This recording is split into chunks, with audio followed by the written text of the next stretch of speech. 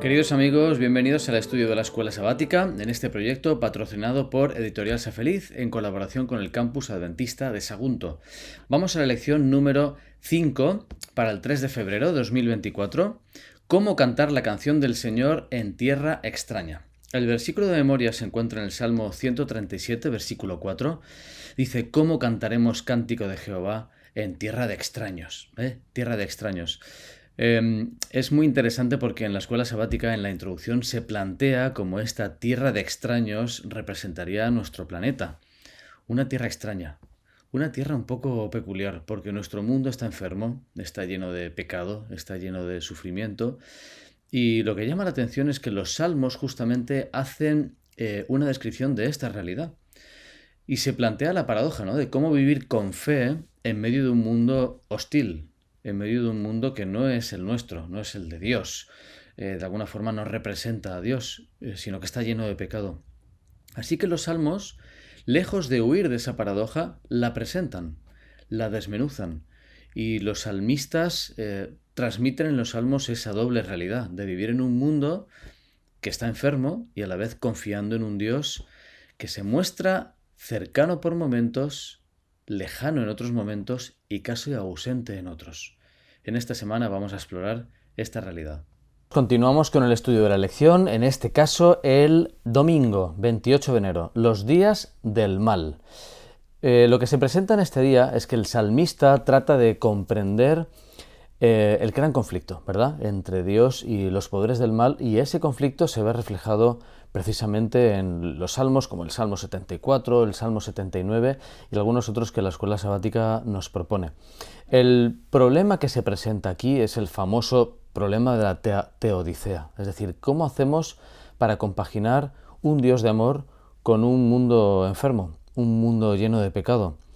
Y aparecen ejemplos como la destrucción de Jerusalén, la destrucción del templo, son como un escándalo divino, es como que no les entra en la mente. ¿Cómo puede ser que eso haya ocurrido? Y aparece el concepto de herencia, ¿no? Y de alguna forma la herencia de Dios, que es su pueblo, ha sido usurpada, ha sido invadida. Y esto genera un problema teológico, un problema existencial, en segundo lugar también, y se enfrenta el salmista con esta realidad. ¿Qué hacemos entonces?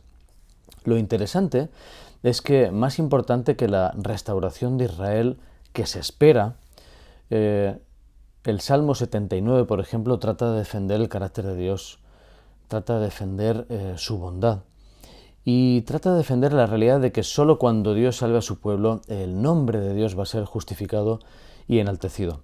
En ese sentido, la escuela sabática nos propone aplicarlo a nuestros días y descubrir que, en el fondo, nosotros en ocasiones también podemos traer oprobio a la causa de Dios. Igual que en estos salmos se presenta, pero mira, Señor, esto ha ocurrido, ¿cómo lo permites? ¿Cómo puede ser, ¿no?, que esta usurpación de tu pueblo, que esta desgracia ponga en tela de juicio tu carácter?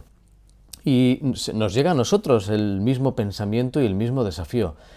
¿Será posible que nuestra propia vida haya traído oprobio a la causa, oprobio a la misión? Qué triste es imaginar que en la historia del cristianismo los cristianos hayan sido un tropezadero, un tropiezo para personas que pretendían acercarse a Dios y lo han visto mal reflejado. La responsabilidad no es menor en nuestras vidas. Continuamos el estudio de la escuela sabática, en este caso la lección del lunes, a las puertas de la muerte. Hay varios salmos, 41, 88, 102, que representan experiencias tristes, experiencias de sufrimiento, de dolor. Estas oraciones precisamente realzan lo que comentamos en estos días de que el mundo es un lugar enfermo, es un lugar lleno de pecado y el pecado afecta de igual manera a todos. Muchos salmos presumen de alguna forma que la culpa del sufrimiento tiene que ver con la desobediencia de Israel. La consecuencia de esa desobediencia es justamente que Dios en ocasiones deja que ocurran cosas para que su pueblo aprenda. En otras ocasiones, en cambio, no hay una desobediencia intrínseca. El Salmo 88, el Salmo 102 reconocen que el sufrimiento del pueblo de Dios es un hecho de la vida, un hecho de esta vida, un hecho de este planeta. En el Salmo 88, precisamente, se habla de un lamento El salmista se lamenta profundamente, hay quejas muy atrevidas y sin embargo todo el salmo representa un acto de fe, porque en la soberanía de Dios también se espera que Dios restaure el bienestar de su Hijo.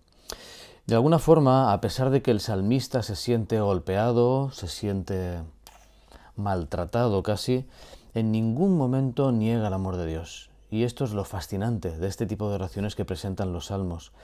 Es decir, tanto la liberación que Dios puede producir y en ocasiones produce, como el sufrimiento que permite, son demostraciones nada más y nada menos que de la soberanía divina.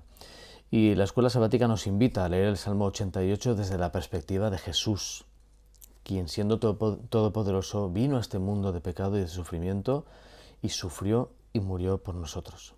Continuamos con el estudio de la escuela sabática, en este caso el martes 30 de enero. Lleva por título ¿Dónde está Dios? Y precisamente refleja la ausencia de Dios como una realidad existencial.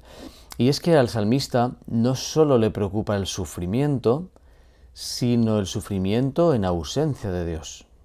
El aparente silencio. Es decir, bueno, pero ¿qué está ocurriendo aquí?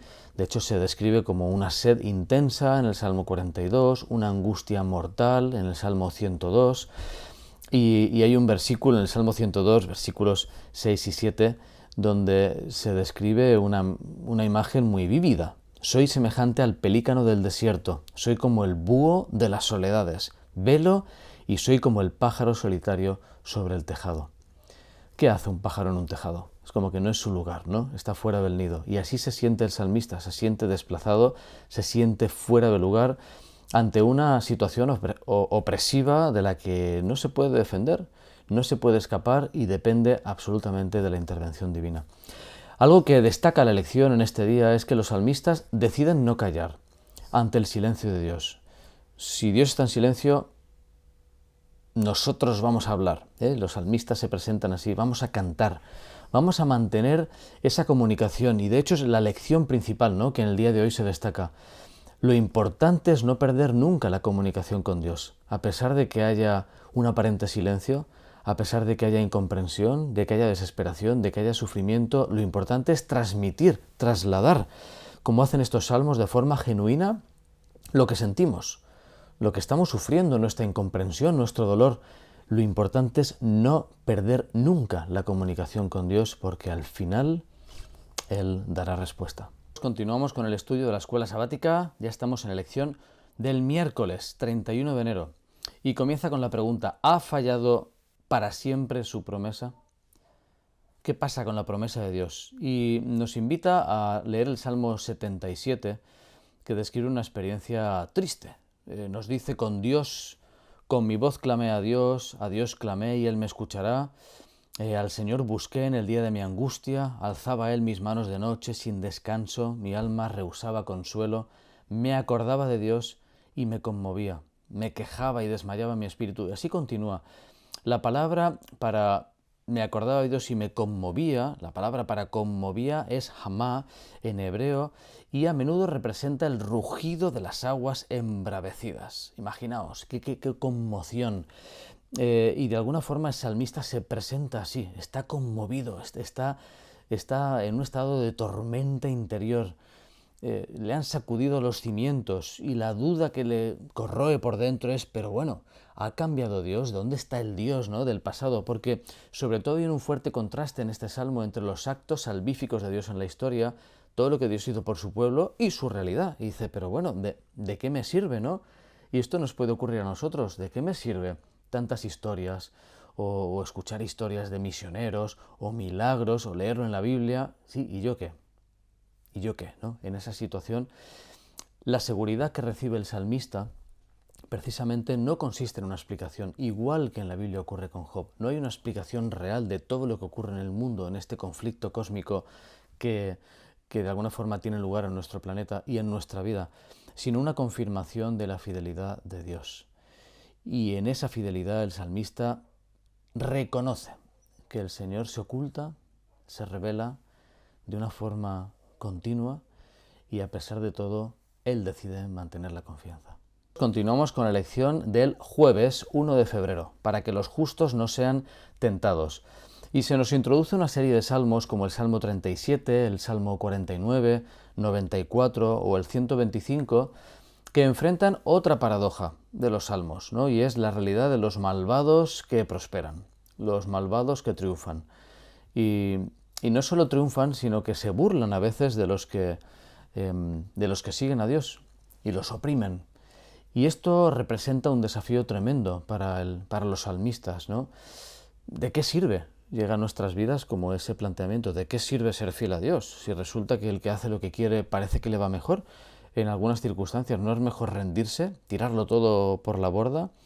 Así que este problema que enfrenta el salmista no es menor, es abrumador, porque le plantea ese desafío de, bueno, se supone que si soy fiel a Dios, algo bueno va a ocurrir. Y esto es un pensamiento que ha permeado toda la historia del cristianismo.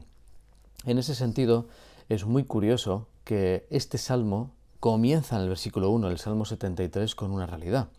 Dice, ciertamente es bueno Dios para con Israel, para con los limpios de corazón. Es como que el cimiento es este, Dios es bueno. Dicho esto, es cierto que hay personas alejadas de Dios, abiertamente en rebelión y que aparentemente las cosas les van bien. Así que no hay más remedio que no quedarnos con el presente.